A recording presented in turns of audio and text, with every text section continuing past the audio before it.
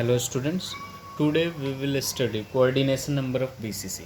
Coordination of number of BCC में सबसे पहले body centred cubic close packing, ठीक है। तो एक क्यूब बनाते हैं हम, ये रहा आपका एक क्यूब, ठीक है। क्यूब में जब BCC की बात करते हैं तो 8 एटम्स एट द कॉर्नर्स, ठीक है, and 1 atom at the body of the cube, ठीक है, centre of the body of the cube, ठीक है। तो ये बॉडी सेंटर पे जो एटम है ये 4 ऊपर वाले एटम से कनेक्टेड है और 4 नीचे वाले एटम से कनेक्टेड है।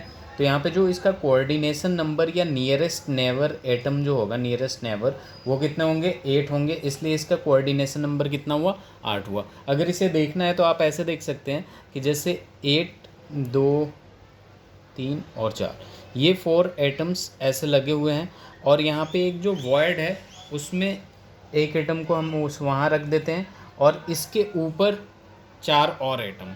तो ये कोऑर्डिनेशन नंबर क्या होता है, नियरेस्ट नेबर एटम या नियरेस्ट टचिंग एटम, ठीक है। और इसके ऊपर भी 4 होंगे। तो टोटल नंबर ऑफ एटम्स ये जो वॉइड वाले एटम से जो टच में है वो कितने हो जाएंगे, 8। तो इसका कोऑर्डिनेशन नंबर कितना होगा, 8 होगा, ठीक है। अब देखिए यहाँ पे 3D स्ट्रक्चर में, ठीक है, आपके 2 टाइप का होता है। एक होता है स्क्वायर पैकिंग, क्या होता है आपका स्क्वायर पैकिंग, ये लास्ट लेक्चर में भी हमने पढ़ा था। और जो दूसरा होता है वो होता है आपका हेक्सागोनल पैकिंग, क्या होता है आपका हेक्सागोनल, ठीक है। अब देखिए स्क्वायर पैकिंग में भी 2 टाइप का होता है और हेक्सागोनल पैकिंग में भी 2 टाइप का होता है। सबसे पहले हम स्क्वायर पैकिंग की बात करें तो स्क्वायर पैकिंग में 2 टाइप का, एक ये होता है कि एक तो आपका होता है ए टाइप, ठीक है, यानी सारे लेयर ऑफ क्रिस्टल जो हैं वो सेम होने चाहिए, ठीक है। यानी अगर हम देखें ये आपका क्या होता है, ए वाला जो लेयर होता है वो 2D स्क्वायर टाइप का होता है, बी वाला भी 2D स्क्वायर टाइप, यानी सी वाला भी 2D स्क्वायर टाइप, ठीक है। और यहाँ पे जो दूसरा वाला होता है वो होता है ए बी टाइप का होता है, ठीक है। यानी पहला वाला जो होता है वो तो होता है आपका 2D स्क्वायर टाइप, ठीक है। और जो दूसरा वाला होता है आपका बी, देखिए कैसे बनाते हैं हम इसे, कि ये आपका ए टाइप, यानी ये एक लेयर बना दिया हमने, ठीक है, ए वाला, फिर ए वाला बन गया आपका, ठीक है, फिर से हमने ऐसे ही ड्रॉ कर दिया, ठीक है। अब यहाँ देखिए ये जो वॉइड बचेगा यहाँ पे एक आएगा, ठीक है, ये वॉइड बचेगा यहाँ पे आएगा, ऐसे ही वॉइड बचता जाएगा और इसके ऊपर ही दूसरे वाला, ये जो है दूसरा वाला जो ब्लैक कलर का बना रहा हूँ ये आपका बी वाला है, ये आपका ए टाइप है और ये वाला क्या है आपका बी टाइप है, ठीक है। और इसके ऊपर एटम्स आते जाएंगे, ठीक है, इसके हर एक के ऊपर क्या आ जाएंगे, एटम्स आ जाएंगे आपके। तो ये बी टाइप का हो जाएगा, ठीक है। इसलिए इसका जो कोऑर्डिनेशन नंबर है वो कितना है, 8 है। ये इसका रिप्रेजेंटेशन ही, ये और ये दोनों सेम ही है, ठीक है। यहाँ पे जो 2D स्क्वायर टाइप का है हमने लास्ट क्लास में जो डिस्कस किया था उसमें आप ध्यान दीजिएगा। तो यहाँ पे जो इसका कोऑर्डिनेशन नंबर आता है वो 6 आता है, इसका कोऑर्डिनेशन नंबर कितना आता है, 8 आता है, ठीक है। और ये आपका BCC, ठीक है। तो इसे ध्यान रखिएगा, इसका 6 कोऑर्डिनेशन नंबर और इसका कितना, 8 कोऑर्डिनेशन नंबर। अब हम हेक्सागोनल को डिस्क्राइब करेंगे, हेक्सागोनल को पढ़ेंगे, ठीक है। यहाँ पे बात करते हैं अब हम हेक्सागोनल पैकिंग के, ठीक है। हेक्सागोनल पैकिंग को भी 2 टाइप में डिवाइड किया गया है, ठीक है। एक तो आपका आता है ए बी टाइप, ठीक है, ए बी टाइप, और दूसरा जो होता है वो हो जाता है ए बी सी टाइप, ठीक है। यानी 3 अलग अलग टाइप के लेयर होंगे यहाँ पे। ए बी टाइप को HCP भी कहते हैं, हेक्सागोनल क्लोज पैकिंग, ठीक है। इसमें देखिए जो ए होता है वो 2D हेक्सागोनल होता है, क्या होता है, 2D हेक्सागोनल होता है। और जो बी होता है ये टेट्राहेड्रल होता है, ठीक है। ये क्या होता है, टेट्राहेड्रल वॉइड पे बना हुआ होता है, टेट्राहेड्रल वॉइड, जैसे हम HCP कहते हैं, टोटल इसको क्या कहते हैं हम, HCP कहते हैं। अब देखिए इसमें क्या हेक्सागोनल की बात करते हैं तो हेक्सागोन बनाकर दिखाते हैं हम, ये होता कैसे है, ठीक है। ये एक हेक्सागोनल हो गया, रेगुलर हेक्सागन, और एक ये रेगुलर हेक्सागन हो गया, ठीक है। जब हम इसे ड्रॉ कर देते हैं ये बन गया आपका, ठीक है, ये यहाँ से यहाँ लग जाएगा और ये यहाँ से, ठीक है। ये यहाँ देखिए इसके कॉर्नर कितने हैं, 1 2 3 4 5 6, ठीक है। यहाँ पे भी टोटल कॉर्नर की जब बात करते हैं तो टोटल कॉर्नर की बात होती है यहाँ पे 12, ठीक है। यहाँ पे इन दोनों फेस की बात करते हैं और इसके सेंटर में आपके 3 एटम होते हैं, ठीक है, ऐसे होते हैं, ठीक है। अगर इसके कोऑर्डिनेशन नंबर की बात करते हैं, किसकी बात करते हैं, कोऑर्डिनेशन नंबर की, तो देखिए यहाँ पे इसके नीचे 3 एटम, और जब हम इसके ऊपर ड्रॉ करेंगे, चूंकि ये क्रिस्टल है तो इधर 3 एटम, तो ऊपर भी कितने होंगे, 3 एटम होंगे, इस साइड भी 3 और इस साइड भी 3, टोटल मतलब टोटल नियरेस्ट नेबर एटम कितने हुए, 3 + 3 + 3 + 3 यानी 12, यानी इसका कोऑर्डिनेशन नंबर कितना आ जाएगा, 12 हो जाएगा। कितना हो जाएगा, 12 हो जाएगा। जबकि ABC टाइप की करते हैं तो ये पहला लेयर तो इसका 2D हेक्सागोनल ही होता है, ठीक है। दूसरा जो होता है आपका टेट्राहेड्रल ही होता है, और जो थर्ड वाला होता है सी वाला जो होता है वो ऑक्टाहेड्रल वॉइड वाला आ जाता है। क्या कौन सा आता है, ऑक्टाहेड्रल वॉइड्स वाला आ जाता है, ठीक है, जिसे हम CCP भी कहते हैं या फिर FCC कहते हैं, CCP या फिर FCC। और इसमें भी कोऑर्डिनेशन नंबर जो होता है वो कितना हो जाता है, कोऑर्डिनेशन नंबर 12 हो जाता है, ठीक है। तो ये लास्ट लेक्चर में भी पढ़ा था हमने, यहाँ पे एक्सप्लेन कर दिया कोऑर्डिनेशन नंबर कैसे इनमें 12 आता है, 6 आता है और 8 आता है, ठीक है। अब इसके बाद हम लोग क्वेश्चंस करेंगे आपके वो जो टेट्राहेड्रल और ऑक्टाहेड्रल वॉइड पे, जैसे कि लास्ट क्लास में हमने लास्ट लेक्चर में देखा था कि अगर Z = N है तो यहाँ पे जो टेट्राहेड्रल होगा, ठीक है, ठीक है, टेट्राहेड्रल वॉइड उसका एटम नंबर कितना होगा, 2N होगा, और ऑक्टाहेड्रल वाले जो होंगे उसके कितने होंगे, N होंगे, ठीक है। तो इस पे भी क्वेश्चन करेंगे। और डेंसिटी ऑफ यूनिट सेल की जब बात करते हैं तो डेंसिटी ऑफ यूनिट सेल में जो फॉर्मूला आता है, डेंसिटी = Z यानी rank into M molar mass upon volume into Na, इन दोनों पे हम क्वेश्चन करेंगे अभी, ठीक है। तो आगे बढ़ते हैं हम। तो यहाँ क्वेश्चन देखते हैं हम कि in a cubic packed structure of mixed oxide, ठीक है। सबसे पहले यहाँ देखिए क्यूबिक पैक्ड स्ट्रक्चर, ठीक है, यानी क्यूबिक क्लोज पैकिंग, ठीक है, क्यूबिक पैक्ड स्ट्रक्चर है यानी CCP है, ठीक है। इससे क्या पता चला क्यूबिक पैक्ड स्ट्रक्चर से कि ये CCP है, और CCP है इसका मतलब FCC इसको कहते हैं। और FCC में जो Z का वैल्यू होता है, एटम पर यूनिट सेल जो होता है या रैंक जो होता है वो कितना होता है, 4 होता है, ठीक है।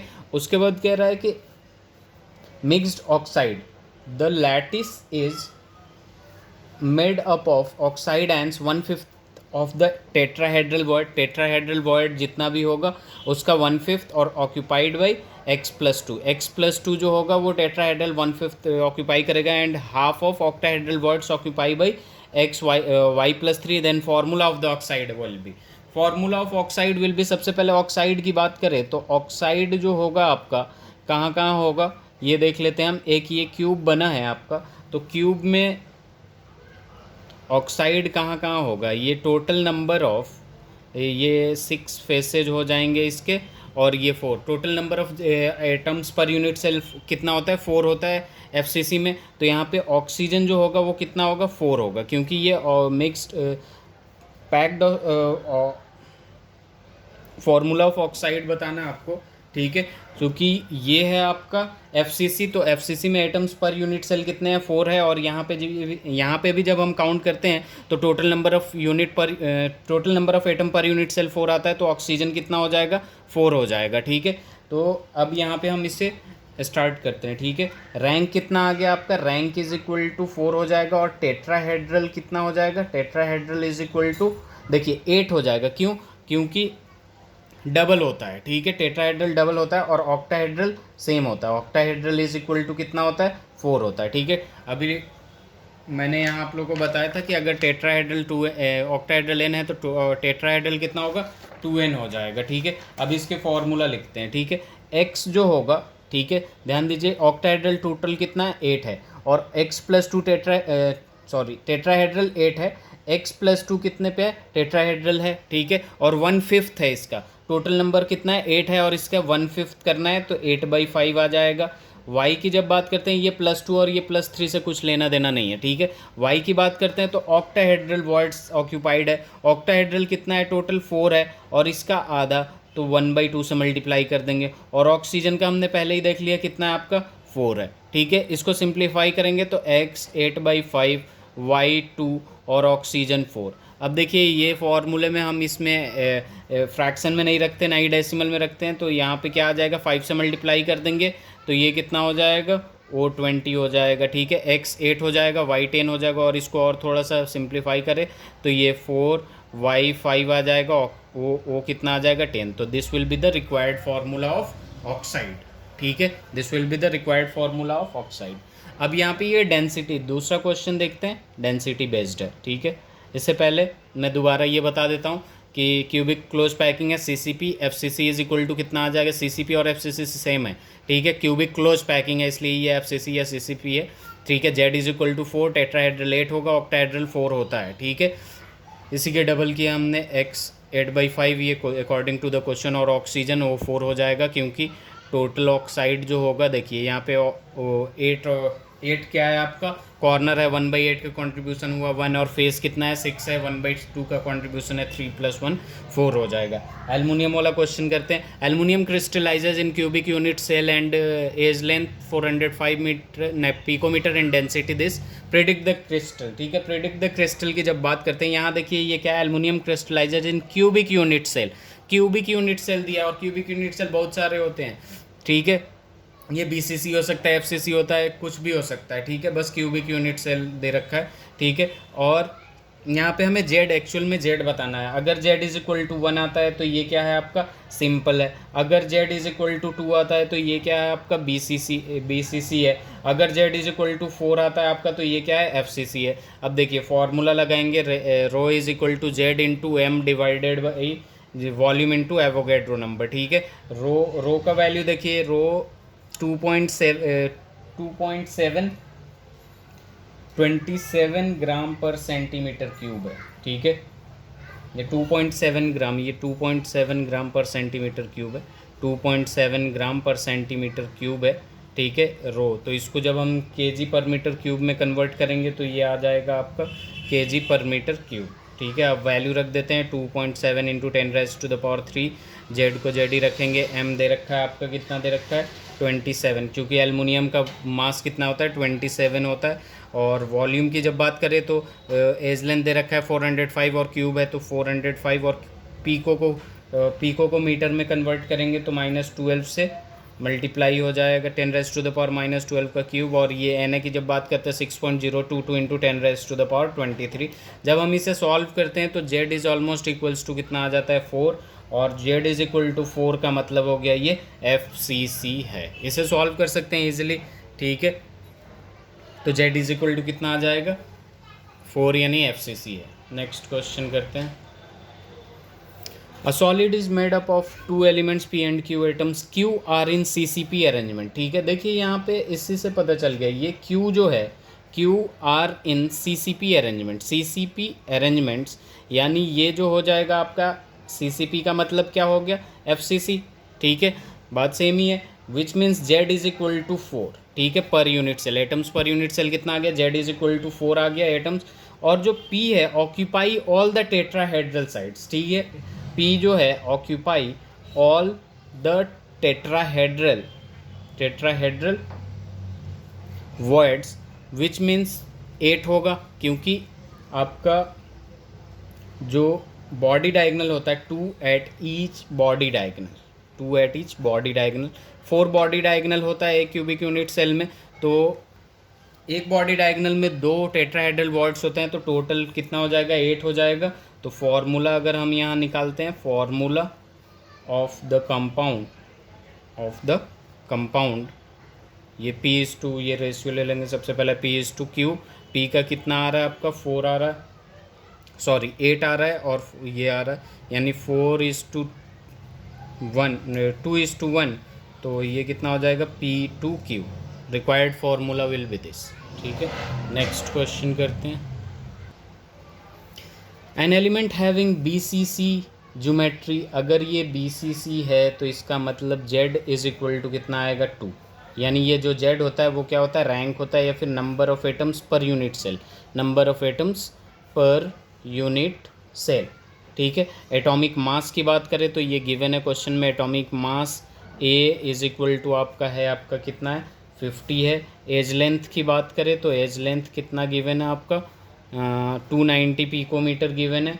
और जब डेंसिटी निकालना हमें Na तो हमें पता ही रहता है, एवोगैड्रो नंबर का तो वैल्यू पता ही रहता है।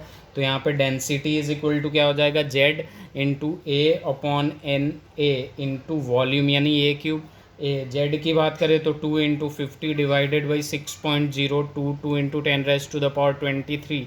और ए की बात करें तो 290 × 10⁻⁻, पिकोमीटर की जब कन्वर्ट करते हैं तो 10⁻⁻12 से मल्टीप्लाई कर देते हैं, तो ये वैल्यू आ जाएगा 6.282 ग्राम पर सेंटीमीटर क्यूब। ठीक है, क्यूबिक सेंटीमीटर। तो आज के लिए इतना ही करते हैं। ठीक है, थैंक यू सो मच। अगर कोई प्रॉब्लम हो तो कमेंट सेक्शन में ज़रूर पूछें।